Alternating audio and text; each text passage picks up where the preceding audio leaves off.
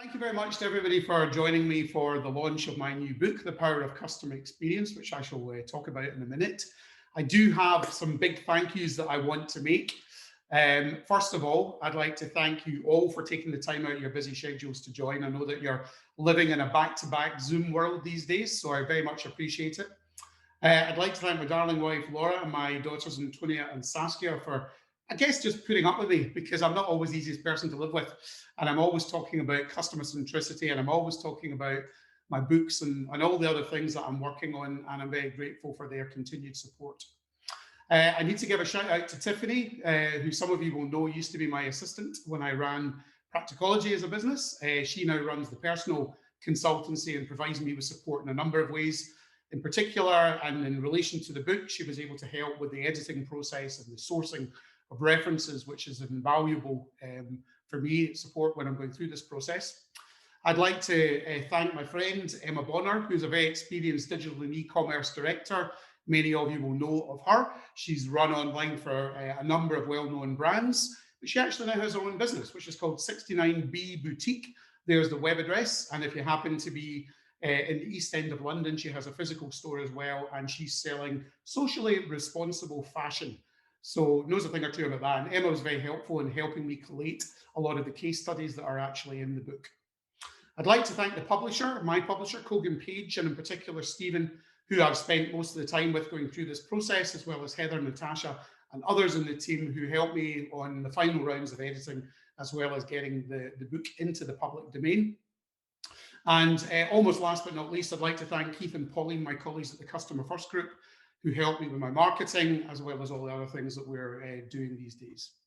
And of course, to Mike Logue, who I now consider to be a good friend of mine, who's taken time out of his incredibly busy schedule to join us today and tell us his story, which really brings customer experience and what it means to be customer first to life, because Dreams is a very real living example of that. And Mike and I will have a chat about how he's done that, how he's turned a business that was essentially on its knees and pretty much bankrupt into the most profitable bed and bedding retailer in its space anywhere in the world, I believe. And then at the end, we will have a Q&A. So use the Q&A facility if you want to ask either Mike or I anything. We'll get to that towards the end of my session with Mike. For those of you that don't know me, I thought I'd just share a little bit about me, and some of you might not know all about my background. As you can probably tell, I'm fairly confident when it comes to talking the talk. And what I thought was interesting, this popped up on my Facebook memories this week. This was a presentation I did at the London Business School in 2014 when I was still running my consulting business Practicology, and the title was A Customer-Centric Approach to Sales and Driving Sales, which is really all about what the book's about now. So I've been talking about this stuff for a heck of a long time. It's not something I just magicked up in the last couple of months or the last couple of years even. And I wrote my first book back in 2018 called The 100 Practical Ways to Improve Customer Experience. It was shortlisted for the Business Book of the Year Awards. Rather rudely, I thought they gave it to someone else. Maybe I'll be more lucky this time, who knows, we shall see. With my new book, which is The Power of Customer Experience. And it is all about how to use customer centricity to become a more profitable business. How do you drive sales and how do you drive profitability by being more customer centric? You might see my ugly mug popping up now and again. That's me with my lockdown hair on Your Money and Your Life on BBC. You'll see me sometimes on the One Show talking about business, talking about retail, talking about consumers and related subjects. But more than talking the talk, I also walk it. I have walked it for many years and I continue to do it today. I started my career there on the left-hand side working in my father's retail opticians. My father is not B. Green. That is my cousin who he sold his optical practice to. Sadly, my father has been long gone from this mortal coil. But I used to go with my dad to his optical practices on a Saturday. And this is where, as a 5 or 6 year old, I'd be on the shop floor. I'd see my dad engaging with customers. I'd see him selling them, different frames and sunglasses after he tested their eyes. And this is what really gave me a taste for retail and an understanding of what I thought it meant to be customer centric. And I remember my dad investing every couple of years quite a lot of money in upgrading his optical practices. And I used to think, why do you keep doing that? And I did, excuse me, I did ask him. He said, well, if I don't do it, they'll go somewhere else. And in order for me to maintain my relevance, I need to make sure that the shop is the best that it can be. We've got the best merchandising, we've got the best products, and so on and so forth. And one of his branches still exists today on the right-hand side. I think my cousin Brian could do with updating his signage, as he's got an old Glasgow phone number there. It should be 0141, but anyway, I'll have a chat with him about that later. I got involved in the internet quite early. I started selling online in 1997. I was a marketing director in the sports trade. This is my darling daughter, Antonia, who's now about to turn 25. This is my flashy CLK, got a bit ahead of myself. W66 for web, WWW for World Wide Web. And subsequently actually had set up a web development business at this point, which crashed and burned as the .com crashed and burned. But I got into this space really quite early. I've had the privilege of working for some incredible businesses. I've been very privileged to have been head of online and multi-channel for the likes of Burberry, Harrods, Ted Baker, Pentland Brands, who are a multi-brand owner, who owns Speedo, Berghaus, and a host of other well-known brands. I founded a consulting business called Practicology, which is now called Pattern. We sold that business a couple of years ago, and I think it's a fantastic journey that business is on. ClearPay, I'm a board advisor. They are the leading buy now, pay later provider. In-Kind Direct is a charity that I am a trustee of. I have the privilege of being the non-exec chair of the retail arm of the Scouts called Scout Store, and also the chair of the advisory board for Tommy Tippy. So anyone with kids may well have had their children sip from the Tommy Tippy Cup, and they are part of the Mayborn group. These days, I also run a website called Customer Service Action, and what I'm really trying to do is drive and empower consumers and brands to connect more effectively and to learn from each other so that basically brands can continually do a better job of serving customers, so sharing a lot of insight about what they like and what they don't like about the customer journey as it is today. If you turn the clock back to 1994 and prior to 1994, this is really what retail was all about. It was about location, location, location. It was all about your stores. And I'm not really sure why Dunkin' Donuts opened up next to the Massachusetts State Police Office. Maybe they felt they had a captive audience next door, who knows? But it was all about the physical location of where your business was. And at that point in time, consumers had really limited choice. They had high streets, retail parks such as that, out-of-town shopping centres, and the odd brand had a catalogue. But of course, the internet changed everything. And this man, Sir Tim Berners-Lee, who I've had the privilege of sharing a stage with a few years ago, he invented the World Wide Web, and that was the thing that began the democratization of retail in 1994. Because what it did is it took the power away from the brand and put it in the hands of the consumer. Because all of a sudden, the consumer had all this choice available to them, only a click of a mouse away, which obviously wasn't the case prior to the internet. So it really drove, the internet drove the, not an easy word for me to say, the proliferation of choice, which we all see today. And in 2007, another seismic event occurred. Sadly, Mr. Jobs is no longer with us, but his colleague Jonathan Ives invented the smartphone. And of course, that also led us to where we are today, which is really about being able to buy anything, anytime, pretty much any place. But ultimately, what I think you can boil it all down to is about customer empowerment, consumer empowerment. And I think that's what disruptive brands really understand well. And of course, whether you like them or you don't like them, you love to hate them, or you never shop with them at all. But one of the brands that does that is Amazon. Not only because you can buy the A to Z from Amazon, you can buy pretty much everything from them, but they've really understood what it means to empower consumers. And I think there is no better example than these touchless Amazon Go stores, where you can basically go in, pick up a sandwich, pick up some groceries, and walk out. And they've got technology that enables them to automatically take the payment from you. You don't need to get your credit card or your debit card even out your pocket. As you can tell, I'm from Glasgow. We don't need the technology. We've been picking up and walking out the shop for years. But they also understand that customers are a profit center and not a cost center. And I think that when we talk to Mike in a few minutes, that's what you'll probably get, the gist of that Mike sees the world differently. When I talk to a lot of CEOs and a lot of boards, they still talk about the cost to serve. They're focused on cost to serve the customer. And of course, the problem with that is that ultimately, if someone says, well, actually, you need to reduce costs, you invariably end up doing something that actually adversely affects the experience of the customer, rather than looking at their lifetime value and how profitable they are to the business. And really, that's what my book is all about. And again, if you're talking about Amazon, I mean, again, Amazon Prime, which was the first delivery proposition that encouraged people to keep coming back to a business, time and again, I think was a really smart way of kind of locking people into that lifetime value. But that's why ultimately customer-centric businesses are commercially successful year after year after year. And I can assure you that in my book, it is packed full of case studies that will demonstrate that. What I would just like to do very quickly before Mike and I talk is, it's all well and good me talking about my book, but I think it might be an idea just to give you a few endorsements that other people have kindly given me. So these are people that have read the book, and this is just a few things that they've said. This is Andy Rubin, who's the deputy chair of Pentland Brands. He is my old boss from many years ago, a very smart man who owns all those different brands. As we try to make sense of how to grow our businesses in a disrupted world, Martin has done the thinking for us. Here is a well-researched and practical guide on how to build a sustainable and commercially successful business based around customer centricity.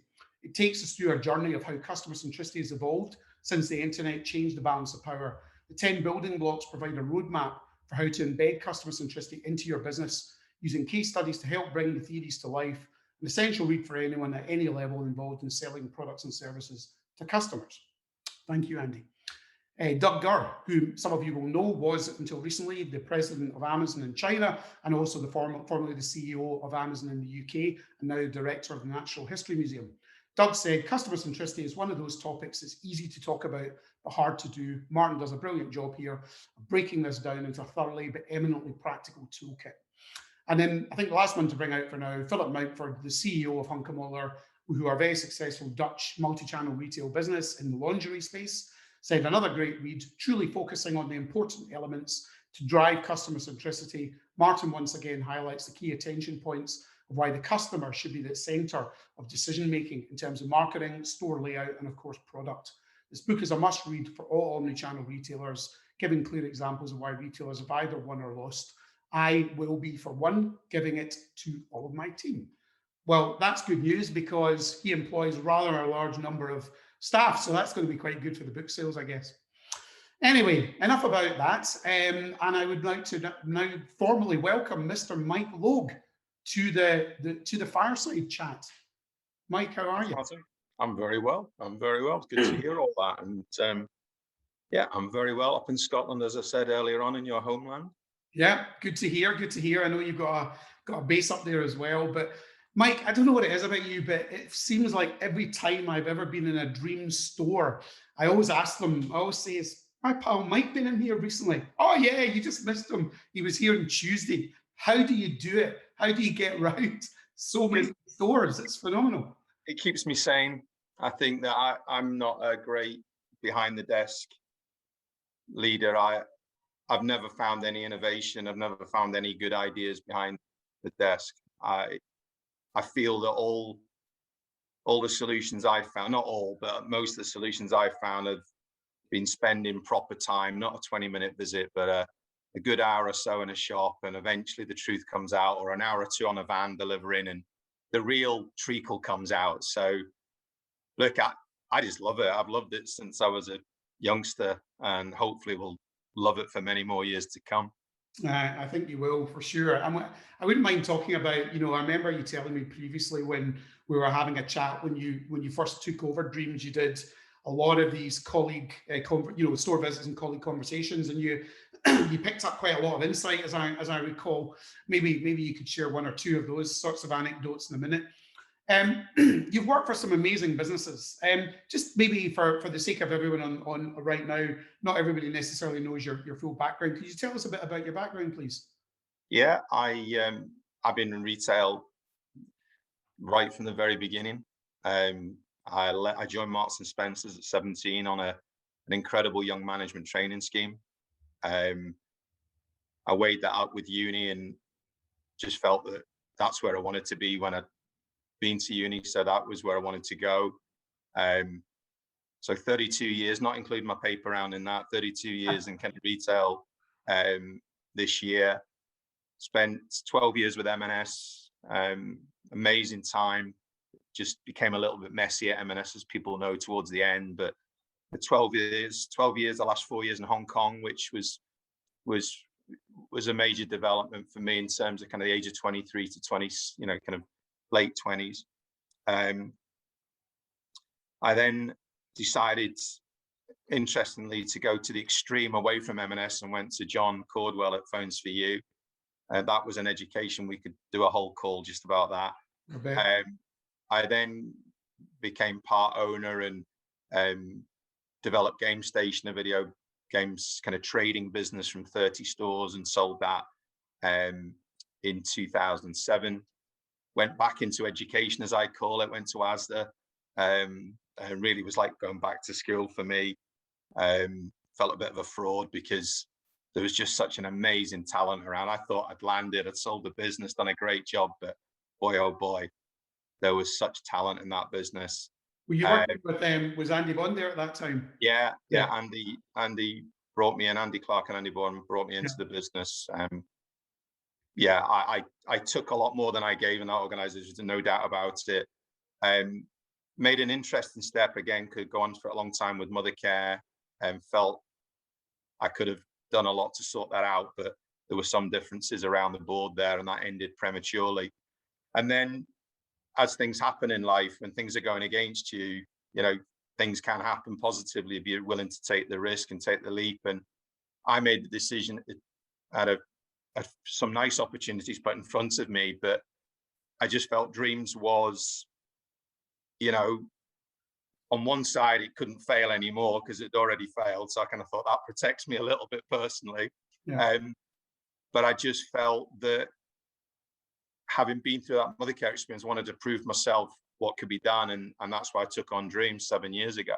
Yeah. Well, let's hold that thought. We'll come back to that in a second. What I just want to understand, from a customer centricity perspective, as I was talking about, I guess it came to me when my dad used to take me to his practices on a Saturday, and I was seeing, business in real life and how my dad interacted with customers back then. Is customer centricity something that's just in your DNA, do you think? You personally? I've given that quite a bit of thought in the conversations that we've had, and I think so. Yeah. I mean, I've always really, at times, maybe cared too much about what other people think, and but I've always really cared about ultimately who was paying the bills. I've always cared about that. Yeah. It's never been that I've been paying the bills in a sense that I've been paying people. I always knew that it was a customer paying the bills and ultimately our colleagues paying the bills. And I think I've known that. I mentioned my paper round earlier on. Just to bring it back to brass tacks, because you talked about your father's business. I mean, I was the one writing Christmas cards to all my customers, as a paper guy. Okay, I was looking for some reward, I'm sure, out of it. But I've always cared. At M&S, I cared. I think, being brutally honest with you though, I thought I was really customer focused until I landed in ASDA. And I just could not believe the amount of customer was spoken about. That tomato room sessions that some people listening might be aware of, but it was customer. And at Game Station, we built a great business and sold a great business. But I was a bit embarrassed because I hadn't really brought the customer as central. I brought the colleagues very central to the business, but I hadn't brought the customer.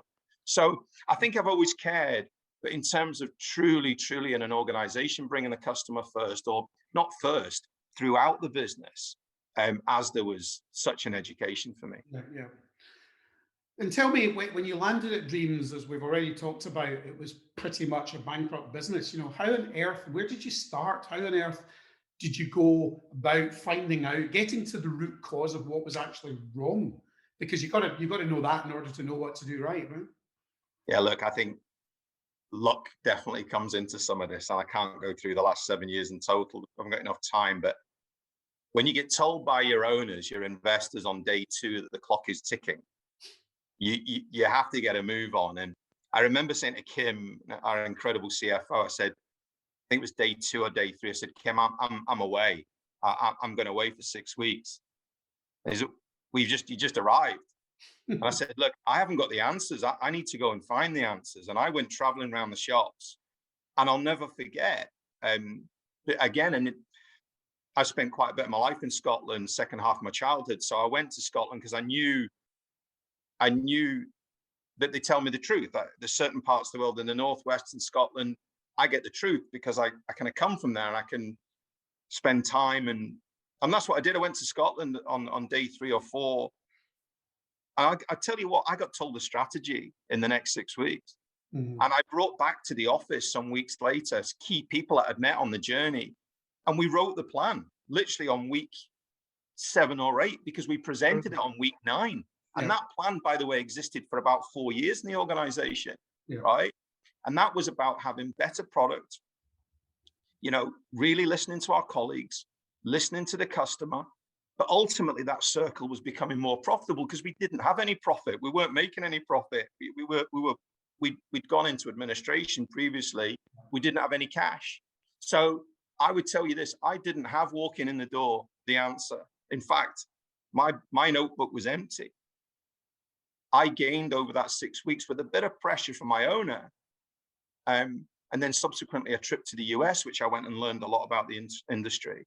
But those listening to our colleagues and then plugging in what I've spoken to you previously about, Pillow Talk, which is a tool that we use using SMG's fantastic technology, to listen to consumers, real consumers, not mystery shoppers. I won't have a mystery shopper. I don't want any mystery shoppers. They don't spend their hard-earned money. Pillow Talk tells me what real customers think of our colleagues and our product and our business. And between that 6 weeks and that technology, that was vital. Yeah, that's incredible. And when you were talking about bringing some people back to head office with you, did that include some of your colleagues from the actual stores that you brought back with you, and they got involved in helping you shape the strategy? Yeah, and not head office, by the way. We're not head of anything, right? We call it bed quarters, and we have a bit of fun with that. But there's an important point to that I've learned over my career, right? You can't have a head office, right? The most important point of the organization is the point closest to the customer. Actually, in our case, that's delivery crews are the most important. They spend longer with the customer than the sales team. Yeah. So we made a culture, literally first few weeks, we don't call this head office. And if you drive past us, you'll see it's plastered with headquarters, right? Headquarters. But these things are all really important layers that build culture, right? You can't say one thing and then have a plastered head office with, directors parking, which is another, absolute, if anyone's ever heard me before, any company has got directors parking, they should close down tomorrow. It's disgusting, right? It's just not the way it should be. Yeah. So, yeah, we brought back anyone that had really cared, anyone that had really connected with me and showed a bit of passion for the business. I invited them back to BQ, and we wrote a very simplistic plan, but it was owned by the business very quickly. Yeah, it's brilliant. I love that, and I love your anecdote there, or your challenge around directors parking. I couldn't agree more. I mean, I think, again, that's the difference between you being at the heart of your business and having the type of relationship you have with your colleagues when you walk into store, because you care about them, you show you care, and you show that you listen and you take action. When they give you feedback, you do something about it. And it's amazing how few businesses, I think, recognize the importance of the people on the front line, whether that's, in your case, the people selling the product or the people delivering the product, because they're the ones who, at the end of the day, to your point, interface with customers, and they're the ones that will make the difference between success and failure, not somebody sitting in bed quarters. It's a great example. How did you prioritize what to fix? Because that must have been quite a challenge, because I'm guessing you had you talked about obviously product and service and the store environment and whatnot, but how did you actually prioritize it? Because there must have been so many things you needed to get after, and I think that prioritization is always a challenge for retailers. Yeah, it took me a little while to iron that out, and I did something that's still live in the business today. And what I realized was happening was, because I was full of ideas and energy, and Christ Almighty, this guy's come in and he's trying to change the world. Everyone was having meetings about meetings all week to try and answer some questions the following week. So I decided to change in the business. We'd only have 2 days of meetings. We'd have a 1 day on a Monday to review all of the performance and the numbers. And on a Tuesday, try to keep it to Tuesday mornings, we would have all the teams coming back on the projects. Yeah. Presenting back to back on that Tuesday morning. And then we draw a line and say, right, no more meeting. Allow people to go and put things into action. Allow people to go and do things, because what was happening was it was breaking down into just one big meeting. The whole week was just a big meeting. And people would say to me, how are you expecting an answer? I've only just finished on Friday afternoon a meeting about what you asked me on Tuesday, right? So that was one thing. And again, from Asda, and Asda do this 1-5-25, test it in one area, extend it maybe to 5 stores, extend it to 25 nationally. And a whole bunch of A/B testing online, just constantly testing. And we had a kind of 4-week, 8-week, 12-week review process. Live after 4 weeks, keep it going. Good after 8 weeks, keep it going. But we failed fast. That was the thing. Because, and by the way, we made a right ass of things as well, right? Because, we started selling carpet at one point because we were trying to generate what I called oxygen. We couldn't save ourselves, to your point earlier on, we couldn't save ourselves to success, right? We needed oxygen. Oxygen is cash flow, sales. We had to generate oxygen. So, and we really focused on this idea generation, fail fast. And that's really what happened. We got lucky. We did sell one carpet to one lady. It must be the most expensive car. I think that trial cost us 50 grand. And that lady, we sold one. And we realized that was not going to be the future of our saving. But I think a mixture of listening to the colleagues and hear what was coming through on Pillow Talk, and actually a very important trip to America started to form ideas that were going to generate some oxygen. But that failing fast with data, really strong data, a strong finance leader, strong process on that Monday, Tuesday, and then let people work, let people go on. Yeah, but presumably failing fast also means, to your point, empowering your people, giving them the freedom to make mistakes, giving them the freedom to actually try something, and if it doesn't work, not be penalized for it, but actually move on and try something else. Totally. It was not about coming in and, there'd been enough headcount cuts and restructuring before I joined. I joined 6 months after it came out of admin, and it was still failing fast in terms of sales at that point. But this was about building confidence, not reducing confidence. So, we always took some learnings. We took learnings out of carpet failure, and we took learnings out of that. There was always something to learn. But certainly on my mind all the time was keeping positivity, because the business had been through a torrid 3 or 4 years. And a lot of that wasn't the blame, certainly of the colleagues. There's a lot of issues going on. So confidence was important, Martin. But you build that, don't you, by empowering people and making them feel that I can go into work today and I can stick my hand up. I can ask silly questions. I can come up with ideas. I'm not going to worry about what anyone else thinks, because it's a culture that encourages that.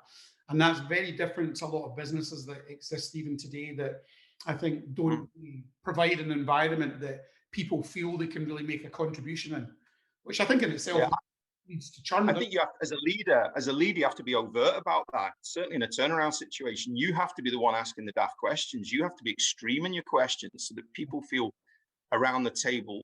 And people who've worked with me will know I don't work one-to-one. I don't lead a team one-to-one, right? I work as a team. My team know about everyone else's business. That's the way I operate, right?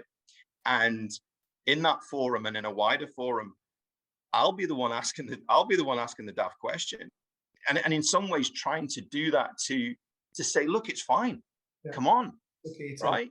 It was probably me that mentioned carpet. It was probably me that said we should sell carpet, right? But hey, you tried it and it didn't work. Not the end of the world.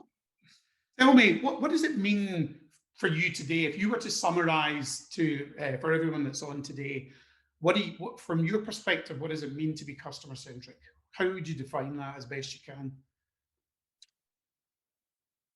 I think factually and based on the data that we monitor, what it actually means to me is that 75% of our colleagues, when we survey them, get it and talk about in the survey how much they care about the customer and how much they see the customer as paying their bills. Yeah. So factually, based on the reviews, and we do pillow talk for the customer, but we also have our own internal listening to our colleague. So based on facts, I believe you've got to have 75% of your team who are feeding back to you that the customer really does matter, and they've been listening. I think on the softer side of things is that, walking in a room and hearing a conversation about the customer, about Pillow Talk, hearing it bounce around the business for me now is very, very important. I walked into a business, and this is absolutely true. I never heard the word customer for the first 3 weeks. I didn't. No one mentioned it. They were talking about cash and bank and, advisors and right. So on the softer side, just hearing the tools that we've put in place being talked about, seeing it's not just about me identifying great successes, other people calling out huge customer success, where a driver has gone above and beyond we call it ABCD, another theft from Asda there. We call it above and beyond the call of dreams, right? Where I'm hearing that people are contacting me to say, Mike, on this week's video, on this week's message that you post to the business, could you call out these people because they've just been amazing? And that didn't come for a couple of years, by the way. Sure. So yeah, there's a fact thing, so you're not kidding yourself on. You have to measure it. But secondly, hearing it is customer centric to me, when it's because culture and customer culture is what goes on when somebody's not watching. That is business, what culture is. If somebody picks up that piece of paper in the store and puts it in the bin, if somebody answers that email to the customer, within 6 hours, and it's beautifully done without being told what to do, that's customer centric. Just out of curiosity, when you look around the industry, are there any brands in particular that kind of stand out for you from your own experience that you think, yeah, these guys seem to be kind of doing what we're doing, or at least my own experience was really good, or do you struggle to? I've got to be honest with you. I've been asked that question many times through my career, and when you get called for an interview, you get asked that question, and I don't see. I think it is about being unique. I don't think customer piece is about having the answer and it's one answer.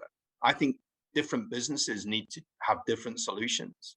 We hear about personalization, but what I mean is that each business culture has its solution to customer and colleague. It's not about, grab it off, written 2 wonderful books, but it isn't literally about pulling the book off right. Every business needs its own solution. And look, there's bits of businesses that I really like. I'll put it out there right now. I'm a huge TK Maxx fan. I think, I'm a tight ass. I hate spending. I like nice things. I just don't like paying the full. That's the Liverpool, the Scouse in me. Yeah. But I actually like what they do. I love TJX in the US. I love what HomeSense, the homeware brand, does, because I love value. So yeah, but there's nothing that I've not really gone and copied anything for Dreams. It would have felt, it wouldn't have been authentic. Oh, I get it that. had to be built out of our own business. Totally accept that. I would just like to come back to you on the point about the book, probably the most recent book. I mean, what I tried to do when I wrote my first book is, and how it kind of came about, is that I've been talking about this stuff for literally decades. And, as you saw at the beginning, I did a keynote back in 2014. I can remember doing earlier keynotes than that, talking about customer centricity. And I sort of thought to myself, actually, in real terms, what does that mean? And how do you go about actually delivering it, executing it, transforming to be customer centric? So my first book was an effort in trying to, I guess, define what it looked like. Obviously, this one is a more updated version of what I think the steps are. But I think more importantly, I brought it back to the businesses that do it and the commercial value, because there's look, you would not have achieved what you've achieved as a business without being customer centric. It's at the heart of your success. It's totally. Isn't it? I mean, totally. I mean, I've mentioned Pillow Talk a couple of times. I'll be frank with you. I haven't turned the business around. Pillow Talk and our customers and colleagues have turned the business around, right? We had a record year last year. We've had 7 years of sales and profit growth. We've come out of a global pandemic, or coming out of a global pandemic, stronger than we went in. Even though our shops were closed for 7 out of 12 months. That isn't me. that is customer choice and colleagues really wanting to be part of this and wanting to add value. So, and I would say Pillow Talk as an element has, well, a big element. It has way better ideas than I do, because the data it throws out tells us the next strategic move we need to make. About 3 years ago, it said, you've got to go free delivery.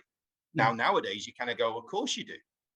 But Pillow Talk was screaming at me saying, this is treacle, this is treacle. The customer's not happy with it, right? So it's not me. It's colleagues, customers, and good use of data.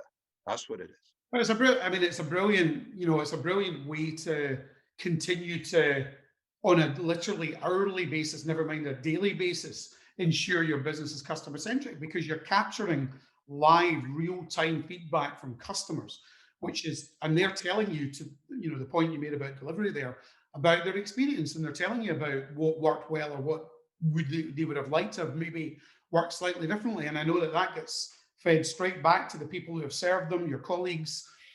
So I think in a good way, it also holds you as a business and your colleagues to account, because it's a mirror, isn't it? It's a mirror. It's a mirror, and I've just been on a call this morning with the Retail Trust, which I'm proud to be part of. Yeah. And talking about improving service, and I was just explaining that the industry spends tens, probably not hundreds of millions, but tens of millions of pounds a year training better service. The only way you're going to change better service, if you can hold that mirror up and you can actually give real feedback from real customers to the colleague who's giving that service, and they believe it. If it's a manager telling you that was a bad experience, the store's not looking very good, the website's not providing a good journey, but if it's real customers who they know that they've served, that they know have been through the web journey, and they're getting feedback saying it's not good, Yeah. then, by the way, things will change. If people believe it. People get told what to do. I'm not sure about everyone else, but when I get told to do something, I'm not sure. When I feel it, when I know I've got to do it, I make it happen. So you own it, basically, don't you? Yeah. Absolutely. My wife and I have been in your Potter's Bar store recently, not that long ago. I emailed you on the day because I think I missed you by 2 days. I think we were in on a Thursday, and I was told you'd been in on a Tuesday, hence the point I made earlier. And we were looking for a new mattress. And we experienced the Sleep Match solution. I love that. I just want to know, what impact does that have, do you think, genuinely making a difference in helping people find, the right mattress? Well, look, I can tell you based on the performance of the business since we launched that 2.5 years ago, that factually it's given us another edge. I think what was coming through on Pillow Talk for me was that it's not an easy experience. People have not bought a bed, some people up to 12 years or so. I mean, it sounds quite outrageous that you'd sleep on the same thing every night for 12 years, but we try and advise that 8 years is probably about enough. But what was coming through in Pillow Talk was that the selection process through the journey, online feedback through Pillow Talk and in store, was that there was a bit of treacle there. And if we could find a way of measuring a customer, and it does, 1,000 different measurements through neck, shoulders, calves are important in sleep, lower back. And if we can get something to do that in 3 minutes, which that machine does, and then select, we've put all of the mattresses we make in our factory and third-party brands through another piece of tech that links up with Sleep Match. And it basically says, these are the 5, 6 mattresses that we have available here today. They're going to fit you and your partner the best. Yeah. Then it does what it's working. And again, just factually, based on the amount of customers who use our 40-night guarantee, which means you can sleep on it between 30 and 40 nights. And if it's not working for you, we'll find the one that does. We see 1/3 of a reduction in those numbers based on people using Sleep Match. So that's a gain for us, but it's certainly a gain for the customer who really wants to send, who wants to send a bed back, right? Yeah. Who wants to send anything back? We all find that a pain in the arse, right? So yeah, look, the tech is working. It's not the end for us. We've got a bit more to do, but yeah, Sleep Match has been important. And again, that came through from listening. Yeah. Colleagues didn't actually, I just put it out there, the colleagues didn't really like it to start off with, just so you're clear, right? Because it felt like what they were hearing in the news about, tech taking over jobs. By robots. Yeah, I'm going to lose my job here. Yeah. In the same way we introduced a thing called comfort by color back 7 years ago. If I remove comfort by color and sleep match today, they chase me down the street, right? Because they love it, right? But that took a little bit of showing them the consumer experience and a little bit of showing the results that would come out of it that would make their job easier. So I think that was important to share. Just before we go on, I just wanted to say to everyone who's on, if you do have any questions, if you go down to the Q&A function on the bottom, rather than just raising your hand, if you go down there, you can add a question. And I think I do have one here from John Bruce, who happens to be based in, I know happens to be based in Scotland as well. And John's asked, how do Mike and the team at Dreams collate all the feedback through Pillow Talk into an easily digestible format and then prioritize what will be taken forward? So that's a great question. Great question. And the answer to that is we don't, right? So big plug and advert for SMG out there. And I've been one of their biggest fans since I introduced this called My Customer at Mothercare. You realize in business that the things that you're good at, we're really good at making mattresses and we're really good at selling them and delivering them. We are not good or not brilliant at analyzing stroke, formatting that data. SMG are. They're the world's leading, they do 1 billion surveys a year across the world, from McDonald's through to, I'm not a shareholder, by the way, just so everyone's clear, right? So we don't do it, they do it. And it comes back, all of those surveys come back daily into store with a feedback and a number. It's a numerical system. And if you don't score 5 out of 5, you fail. Mm-hmm. You have to score 5 out of 5 on the questions the customer asks. And the colleague sees how they're performing on those questions 5 out of 5. Just to give a little bit of detail of how we utilize that data coming back. So about 4 years ago, SMG came to the boardroom at BQ and they said, or the head boardroom, having a little bit of fun again with the, right? And they said, look, Mike, we can improve your transactions value and your conversion to add another 30% into your business. And I'm like, yeah, right. Yeah, I've had those emails on a daily basis. And they said, no, this is based on, at the time, it was about 250,000 customer feedbacks. And I tell you now what it meant. It's what we call GD&P, not what everyone understands as GDP, but in our business, that is greet, drink, and pillow. Mm. Basically, what the data, when it was analyzed from all of those 250,000 customers said, was when those customers marked as 5 out of 5 on GDP, they spent longer in the store, they purchased in store, obviously, and they spent more in store in terms of value. They were welcomed, they were offered a drink, and they were given a pillow to try. Right. And as I've learned doing it myself, there is a time to do that. You don't stand at the front door and say, hello, here's a pillow, do you want a cup of tea, right? We learned there was a way to develop that and share that with our colleagues and make that thing. And if you walk into our shops today and say GDP, they'll wonder where you've come. They'll wonder why you're saying that. But that is something that Pillow Talk gave us another edge. And we then went we go on road shows regularly to meet colleagues, obviously not during COVID. I can't wait for that to happen again. But we do regular road shows, and the road shows for almost 12 months became about GDP and getting that into our business. And that made another leap in our performance. So long-winded answer, but we really do use that data, but we don't do it ourselves. Really good.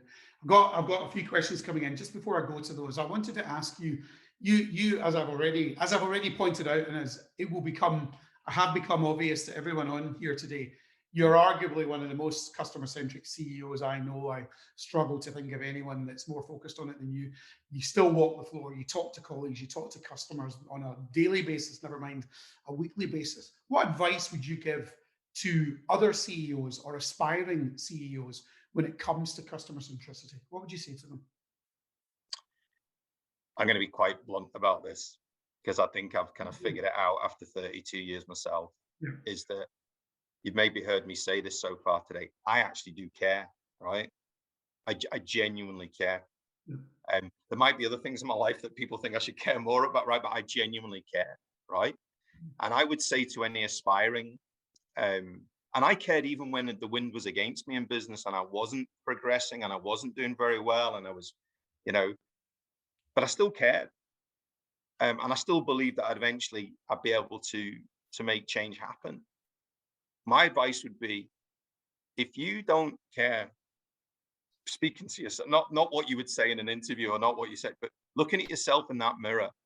If you don't really care about colleagues and customers, and you're not really bothered, and you're so bothered about the reward or the share certificates or the whatever it is, right? But if you can't look at yourself and say, no, I am really passionate about making sure that colleagues don't worry about their job, that customers don't have to worry about what's happening with their product, right? And I say the majority of you can't. I mean, I wish it was 100%. I might sleep a touch better if it was 100%, right? But if you can't look at yourself and say, okay, go find another job that you are passionate about. Now that's easy to say, you know.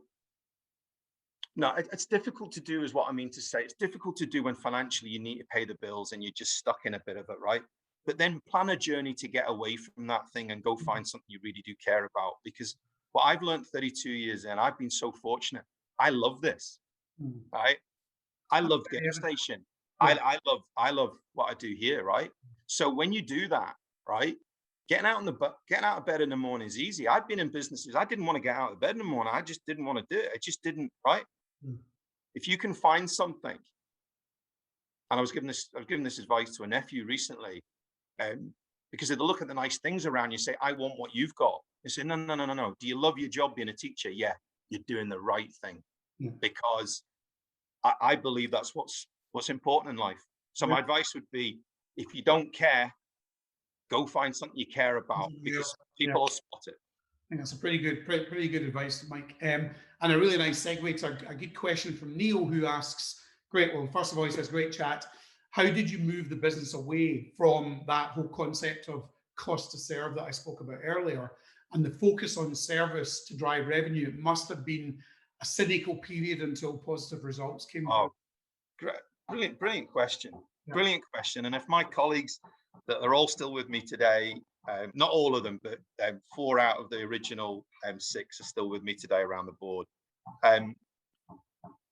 It was persistence, right? It was, and at times it was difficult because people laughed at us, right? I did a conference saying, we are going to be the most profitable bed company in the UK.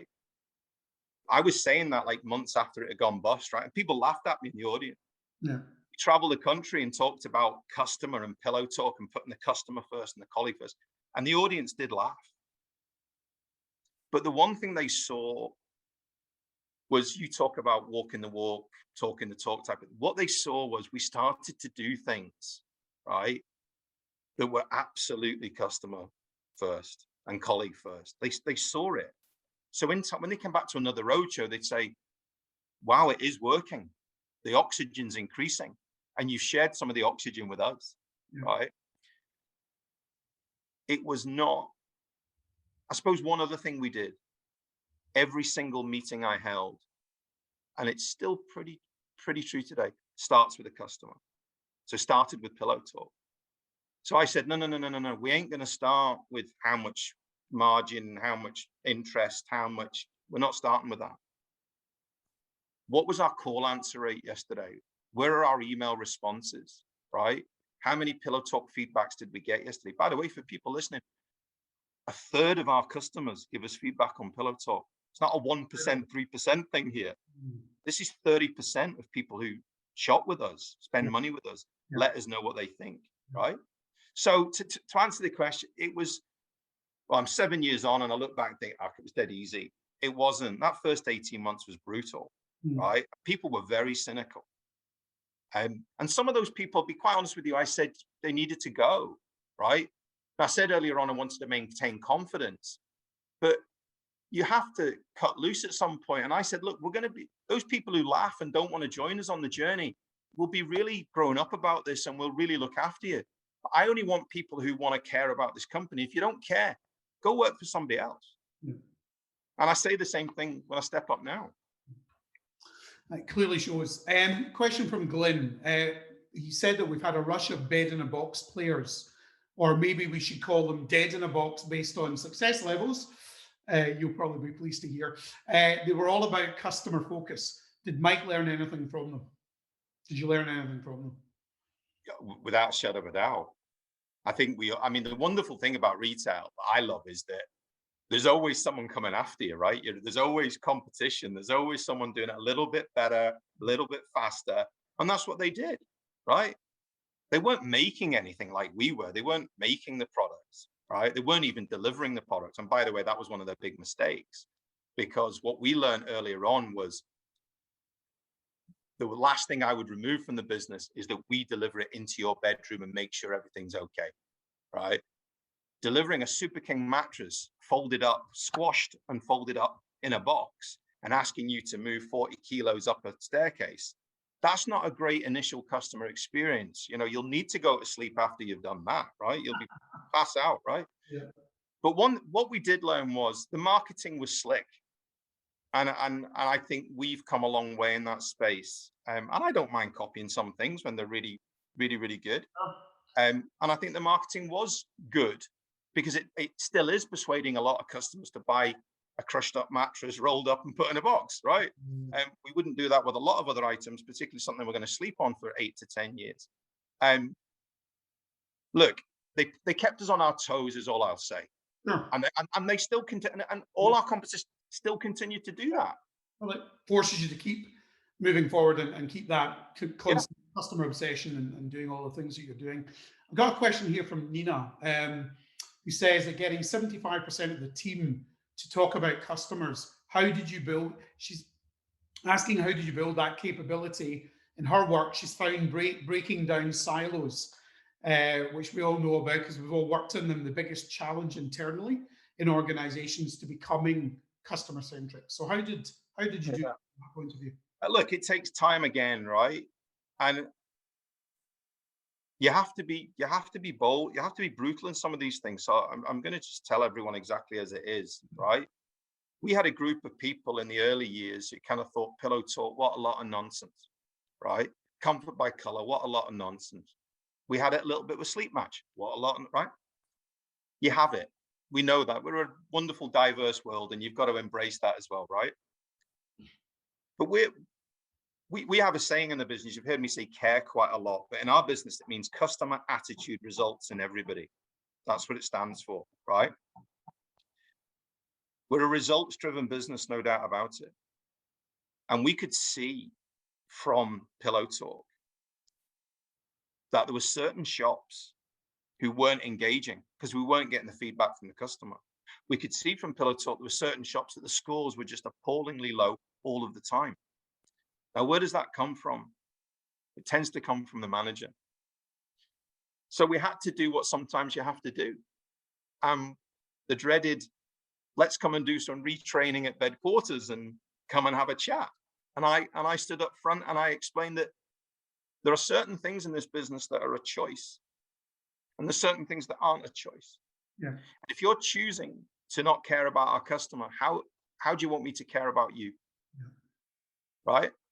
And I'm going to say to all of you right now, I remember saying this in multiple sessions, you're expecting me to care about you and reward you on a regular basis and pay rises, but you're showing me you don't care about the customer. So that was on the kind of negative side. On the positive side, on roadshows, we would constantly bring up those managers, those colleagues who are knocking it out of the park. Week in, week out, month in, month out, year in, year out. We have got people who for 7 years have continually improved Pillow Talk above the average. Yeah. And we reward those individuals. No, I'm not talking money. We don't pay for service. Service is what we do, right? But we acknowledge them. So you've got to get that yin and yang. You've got to deal with the treacle, and you've got to call out the success. Question from David, interesting question, good question. Guys, great session. Keen to understand from Mike, how do you decide what you want to be good at versus what you're best partnering at with others?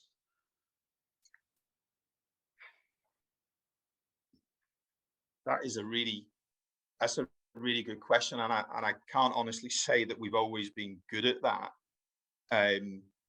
I think we've failed at that on a few occasions, where I'll give an example if I think this is where the question's coming from. Yeah. We make kind of 10,000 units a week in our factory of products, mattresses, headboards, bases. And we got a little bit carried away that we could really upskill and do things really fancy. That was a bad call, that we were good at that ourselves. And we are good at the mid level of price point. The higher end, the real hand finishing, we realized was other partners who were exceptional at that. Mm-hmm. And once we kind of got over, there probably was a little bit of ego in there, I think, at one point. Once we got beyond that, we've made a new business for ourselves at the top end, with a brand that we call Flaxby. It's our brand, but it's made by somebody else. Mm-hmm. A brand called TheraPure, that the top end of that product is made by somebody else. Right. And but I've just got to be honest, that's not something we've always been good at. We've sometimes thought we were good at it. Yeah, but that's a good example that I think you gave there, and you learn from these experiences, don't you? And learn to focus on the things that you can have the most control over and the most impact. And arguably, a lot of that is around the customer, but you're still bringing in solutions that help you deliver that type of insight. You're not trying to build it yourself. No. You're bringing it in. I've got a question here from Emma. How do you use Net Promoter Score or an equivalent formal method for measuring customer satisfaction? And do you think there's any value in NPS? Yes, there is. And by the way, Pillow Talk and SMG use NPS within that score. What I try and do is not confuse people. Right. And that's not that we haven't got super brainy people right through our organization, is that I'm a great believer in simplicity. And simplicity for us is that we have a Pillow Talk score. Now, we do get in the formal reviews that performance versus NPS, but I don't confuse that in the store colleagues or with the web team's performance and the customer service teams and the delivery team's performance on Pillow Talk. Because, and by the way, just for those folks listening, Pillow Talk's really important in how we branded it, right? It should be called the Dreams Customer Online Feedback Survey. Well, just not quite catchy enough for me. No. And also our colleagues would have just dismissed it at the point of go. If I then bring Pillow Talk, which everyone's got now, and we're now introducing this, you have to keep things simple. If that metric's working for you, and all Pillow Talk is saying, are we getting better? Are we improving? We then in the boardroom balance that versus NPS. Right. And I do believe there's value in NPS. I do. But you wouldn't hear me talking about it outside of that boardroom. And then if there was a problem and an issue and something was happening with Pillow Talk that wasn't balancing with NPS, then I would try and change what was going on with Pillow Talk. I don't confuse people. Yeah. Well, I think that's a pretty good answer. Mike, I am so grateful. We had some more questions, which unfortunately we're running out of time for now, but I'm hugely grateful to you for. By the way, based on customer service, I'm more than happy to answer those questions if you send them to me. That's what we do. If we're listening to people, that's what we do. I will capture them and I will email them to you, Mike, after this. Thank you so much for taking time out of your busy day. No I'm very grateful. We got on really well. Hopefully that comes across, and we're very like-minded, and I've got huge respect for you. So I'm very grateful for your time, your feedback, invaluable, and keep on doing what you're doing because you're bloody good at it. So best of luck with the book. And, as I say, send those questions. And if anyone wants to contact about anything we're doing, I'm more than happy to help, particularly people who are trying to improve. And that's the kind of CEO that you are. Anyone that wants to buy the book, you can go into martinnewman.co.uk. There's a link there. You can, some of you have bought the book already. I know you can get to the book via Kogan page through my website, martinnewman.co.uk. You can, of course, buy on Amazon and other good bookstores. Just to let you know, in case you hadn't seen, I've also developed a mini MBA, a mini online MBA in customer centricity, which is a course that I've developed with Oxford College of Marketing and the Oxford College of Leadership. If you want to know more about that, you can also go into martinnewman.co.uk and sign up there. I hope you all enjoyed it. Thanks for the questions. Thanks to you all for your time. Thank you, Mike. Everybody keep well, and let's get back to some form of normality and see you all in the real world sometime soon. Thank you very much. All the best.